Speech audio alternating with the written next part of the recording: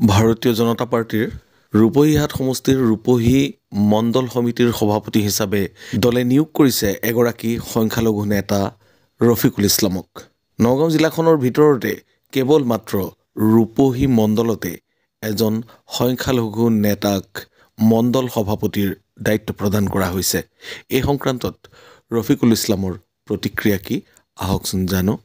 হয়, আপোনালোকে জানে যে যোৱা 24 তাৰিখত ৰূপহী মণ্ডলৰ সভাপতি হিচাপে দলে মোক দায়িত্ব দিছে আৰু মোক যেতিয়া দলে দায়িত্ব দিছে আসলতে গোটেই অসমতে এই কথাটো মানুহে কিছুমান জেগাত সমালোচনা কৰে যে বিজেপি দলে মাইনৰিটি মানুহক গুৰুত্ব নিদিয়ে, মাইনৰিটি মানুহক ভাল পদবী নিদিয়ে।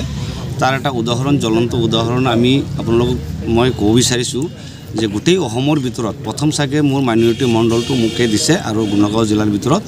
গতিকে দলে আত্মবিশ্বাসত মাইনৰিটি মানুহসকলক লৈছে। যেহেতু অলপ দিন আগতে চামগুৰিত উপনিৰ্বাচন হ'ল, চামগুৰিত উপনিৰ্বাচন হোৱাত আপোনালোকে দেখা পাইছে যে মাইনৰিটি মানুহসকলে যথেষ্ট সংখ্যক লোকে আমাৰ দীপৰঞ্জন শৰ্মা ডাঙৰীয়াক ভোট দি প্ৰায় 26,000 ভোটত জিকাইছে।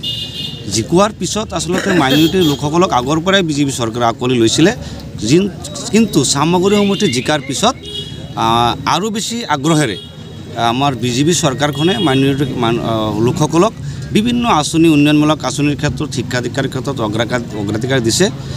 মই মোক মণ্ডলৰ সভাপতিৰ দ্বাৰা এটা গুৰুত্বপূৰ্ণ দায়িত্ব দলে মোক দিয়াৰ কাৰণে প্ৰথমে মই অসমৰ মুখ্যমন্ত্ৰী হিমন্ত বিশ্ব শৰ্মা ডাঙৰীয়া আৰু আমাৰ অসমৰ ৰাজ্যিক সভাপতি ভৱেশ কলিতা ডাঙৰীয়া, দীপৰঞ্জন শৰ্মা ডাঙৰীয়া আৰু আমাৰ নগাঁও জিলাৰ সভাপতিকে আদি কৰি ব্ৰহ্মপুৰৰ বিধায়ক জিতু গোস্বামী ডাঙৰীয়াক মই ধন্যবাদ দিছোঁ।